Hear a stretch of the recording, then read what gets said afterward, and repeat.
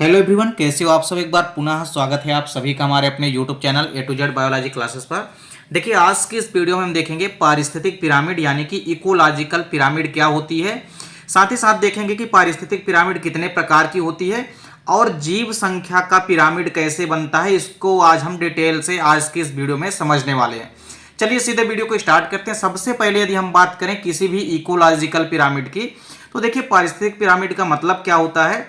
Suppose करिए कोई भी इकोसिस्टम में आप हैं, तो किसी भी इकोसिस्टम में उसके उत्पादकों एवं विभिन्न स्तर के जो उपभोक्ताएं होते हैं, तो विभिन्न प्रकार के उपभोक्ताओं की संख्या, उनके जीव भार तथा उनके ऊर्जा में आपस में एक प्रकार का संबंध होता है। किसी भी इकोसिस्टम में आप जाएंगे, चाहे आप घास के इकोसिस्टम में जाएं, चाहे आप तालाब के इकोसिस्टम में जाएं, चाहे आप किसी भी वन के इकोसिस्टम में जाएं, आपको यह देखने को मिलेगा कि वहाँ के जो जीवों की संख्या है, उनके जीवों का जो भार है, वह साथ ही साथ उनके अंदर जो संचित ऊर्जा है, उनमें आपस में एक संबंध होता है।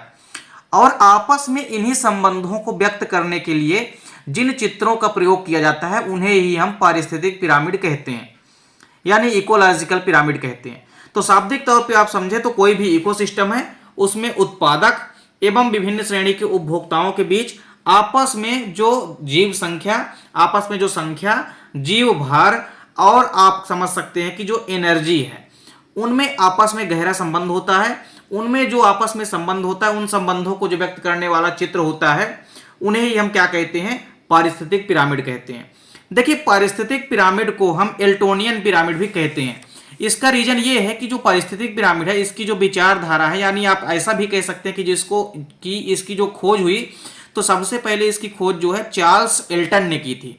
तो चार्ल्स एल्टन ने की थी 1927 में। इसीलिए इस पिरामिड को हम एल्टोनियन पिरामिड भी कहते हैं। क्या कहते हैं? एल्टोनियन पिरामिड कहते हैं। तो पारिस्थितिक पिरामिड में आपको याद रखना है कि इसे हम एल्टोनियन पिरामिड भी कहते हैं।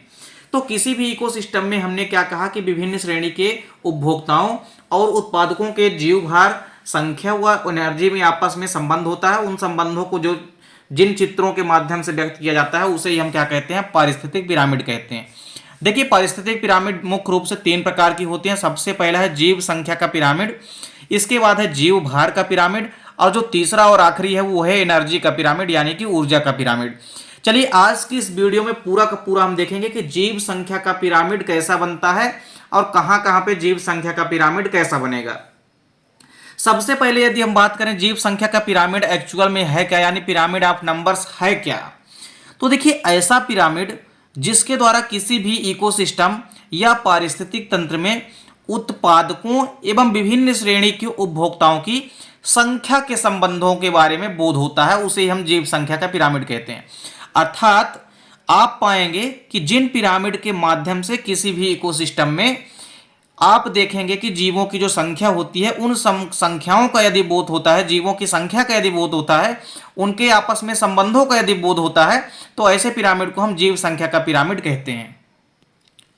तो सीधे से यहां पे मतलब है कि जीव संख्या का पिरामिड मतलब ऐसा पिरामिड जिसके द्वारा इकोसिस्टम में किसी भी जीवों की संख्या के बारे में बोध होता है, उसे हम जीव संख्या का पिरामिड कहते हैं। जीव संख्या के पिरामिड में मुख्य रूप से जो आपके एग्जाम में क्वेश्चन पूछे जाते हैं, वो आता है तालाब के इकोसिस्टम में जीव संख्या का पिरामिड। और इसके अलावा कभी कभी यदि दूसरा क्वेश्चन पूछता है, तो वो आपसे पूछता है किसी भी वन के इकोसिस्टम में जीव संख्या का पिरामिड कैसा बनेगा।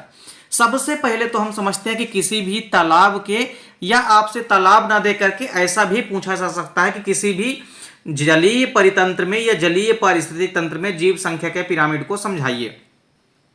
देखिए, तालाब में जीव संख्या का यदि पिरामिड हम देखेंगे, तो किसी भी तालाब में यदि हम जीव संख्या का पिरामिड बनाएं, तो हमें तो यह ज्ञात है कि जो तालाबों में पाए जाने वाले उत्पादक यानी कि प्रोड्यूसर होते हैं, उनमें मुख्य रूप से डायटम्स होते हैं, प्लवक होते हैं। प्लवक का मतलब होता है कुछ ऐसे उत्पादक होंगे जो कि तैरते हुए रहते हैं।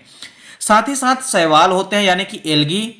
अब आप पाएंगे कि इनका आकार छोटा होता है, इनका आकार बहुत छोटा होता है, परंतु इनकी संख्या बहुत अधिक होती है।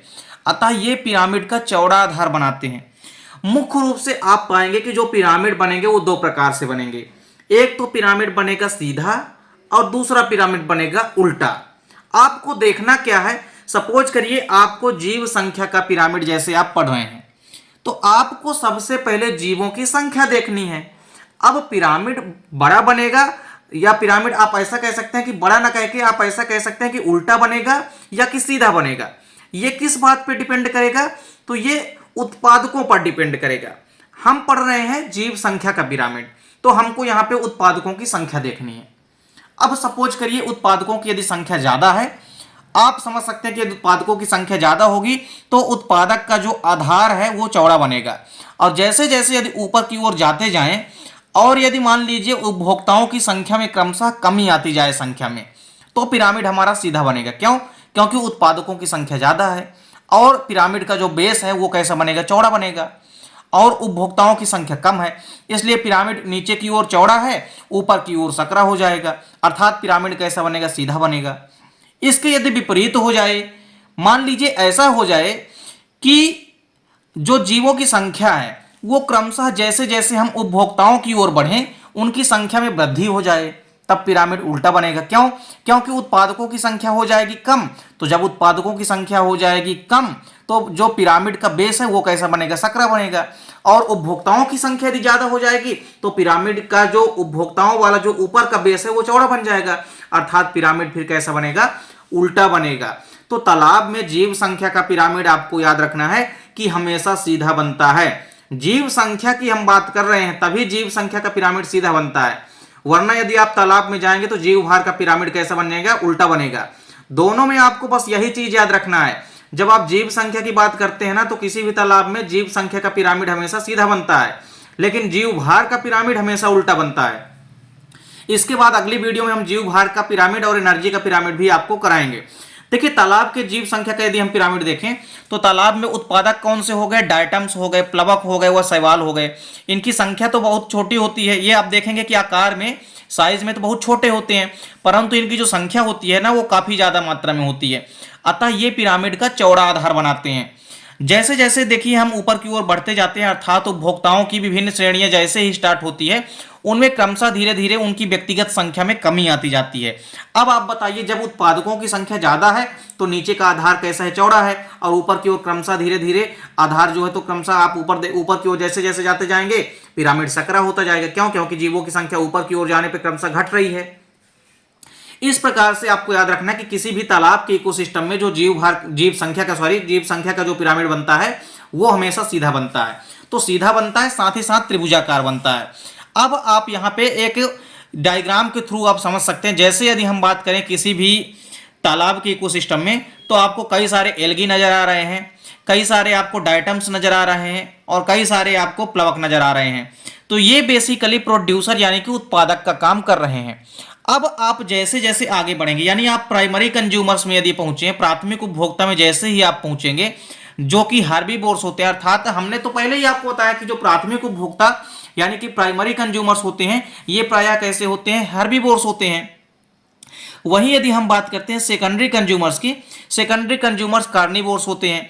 आप देख सकते हैं कि उत्पादकों की संख्या क्या है? ज्यादा है, इसलिए उत्पादकों का जो बेस है, आधार है, वो चौड़ा बनेगा। क्रमशः ऊपर की ओर जब हम जा रहे हैं तो प्राइमरी कंज्यूमर्स की संख्या उत्पादकों से थोड़ी कम हो गई, इसलिए इनके पिरामिड का जो बेस है थोड़ा और कम हो गया। फिर आप देखिए जो आप जैसे ही ऊपर बढ़ेंगे सेकेंडरी कंज्यूमर्स में इनकी संख्या तो और कम हो जाती है। और सेकेंडरी कंज्यूमर्स तो आपको पता ही है कि कार्निवोर्स यानी कि मांसाहारी होते हैं, तो हमने यहाँ पे वही तो लिख रखा है कि कार्निवोर्स होते हैं। वहीं फिर आप जैसे ही ऊपर बढ़ेंगे टर्सरी कंज्यूमर्स में यानी कि तृतीयक उपभोक्ताओं में, वैसे वैसे आप पाएंगे कि जो कार्निवोर्स होते हैं बेसिकली तृतीयक उपभोक्ता जो है उच्च उपभोक्ता भी कहलाते हैं।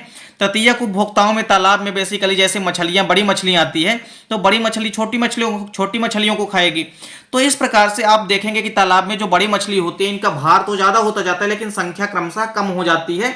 इसीलिए आप पाएंगे कि किसी भी तालाब में जो जीव संख्या का पिरामिड होता है वो हमेशा सीधा बनता है। इसके बाद यदि हम बात करें किसी भी वन के परितंत्र में जीव संख्या का पिरामिड कैसा बनता है, तो आपको याद रखना है कि किसी भी वन में जब आप जाएंगे तो वहां पे यदि आप इकोसिस्टम में देखेंगे तो वहां पे जीव संख्या का पिरामिड हमेशा उल्टा बनता है। क्यों बनता है? क्योंकि जो वनों में वृक्ष होते हैं, वृक्ष बेसिकली उत्पादकों का काम करते हैं और वृक्षों की संख्या होगी कम। लेकिन वृक्षों की संख्या, हालांकि वन में आप कहेंगे कि वृक्षों की संख्या तो बहुत ज्यादा होती है, पर आप ये बताइए कि वृक्षों से भी ज्यादा संख्या किनकी होगी, उपभोक्ताओं की होगी। सपोज करिए कोई एक ही वृक्ष में कितने सारे पक्षी आश्रित होते हैं, उसी प्रकार आप मान लीजिए यदि 100 वृक्ष है तो उनमें कितनी सारी पक्षियां आश्रित है। तो इस प्रकार से आप पाएंगे कि वनों में जो सबसे कम संख्या होगी वो होगी वृक्षों की, वृक्षों से फिर ज्यादा संख्या होगी किसकी, वृक्षों से ज्यादा संख्या होगी चिड़िया वगैरह की, जो कि वृक्षों पर आश्रित होंगे। डायग्राम के थ्रू आप यहां पे समझेंगे कि जैसे किसी भी यदि हम वन की बात करें या जंगल की बात करें तो देखिए जो प्रोड्यूसर होते हैं वो ग्रीन प्लांट होते हैं। तो पौधे बेसिकली इनकी संख्या क्या है, कम है, यानी लेस इन नंबर, नंबर में ये क्या है, संख्या में ये कम है, और मोर इन बायोमास। जब आप बायोमास पढ़ेंगे, जीव भार का पिरामिड पढ़ेंगे तो उल्टा हो जाएगा जस्ट, क्योंकि यहां पे देखिए बायोमास यानी कि जो भार होता है पौधों का वो ज्यादा होता है। फिलहाल आपको यहां पे जीव संख्या देखनी है तो पौधों की संख्या क्या है, कम है। किनके मुकाबले, कंज्यूमर्स यानी कि उपभोक्ताओं के मुकाबले। जैसे आप बढ़ेंगे देखिए तो कंज्यूमर्स में क्या हो गया, मोर इन नंबर्स, नंबर में इनकी वृद्धि हो गई। फिर आप और बढ़ेंगे, जो परजीवी आश्रित होते हैं पौधों पर या किसी भी जीव जंतुओं पर, इनकी संख्या तो और ज्यादा होती है, क्योंकि ये माइक्रो ऑर्गेनिज्म होते हैं, बहुत छोटे छोटे जीव होते हैं। पैरासाइटिक या पैरासिटिक जो जीव होते हैं, एनिमल्स होते हैं, इनकी जो साइज होती है बहुत छोटी होती है, इसीलिए इनकी नंबर यानी इनकी संख्या जो है बहुत ज्यादा होती है। तो आप क्या पा रहे हैं कि जैसे जैसे जैसे जब आप उत्पादक में थे तो इनकी संख्या क्या है, कम है, इसलिए जो बेस है वो कैसा बनेगा, सकरा बनेगा। लेकिन जैसे ही हम ऊपर की ओर बढ़ रहे हैं इनकी संख्या में वृद्धि हो रही है, तो ऊपर की ओर क्रमशः पिरामिड आप देख रहे हैं धीरे धीरे चौड़ा होता जा रहा है। अर्थात आप कह सकते हैं कि किसी भी वन के इकोसिस्टम में अक्सर आप पाएंगे कि जो जीव संख्या का पिरामिड है वो कैसा बनेगा, वो हमेशा उल्टा बनता है। तो आपको याद रखना है कि किसी भी तालाब में यदि आप जीव संख्या का पिरामिड बनाएंगे तो हमेशा सीधा बनता है, लेकिन यदि किसी भी वन में जीव संख्या का पिरामिड बनाएंगे तो हमेशा उल्टा बनता है। इसके बाद देखिए अगले वीडियो में हम जीव भार का पिरामिड और फिर ऊर्जा के पिरामिड के वीडियो भी आपको प्रोवाइड कराएंगे। उम्मीद करता हूं दोस्तों वीडियो पसंद आई होगी। दोस्तों वीडियो अच्छी लगे तो लाइक और कमेंट जरूर कीजिएगा, साथ ही साथ दोस्तों के बीच ज्यादा से ज्यादा शेयर कीजिएगा। मिलते हैं दोस्तों नेक्स्ट वीडियो में, तब तक के लिए जय हिंद, वंदे मातरम।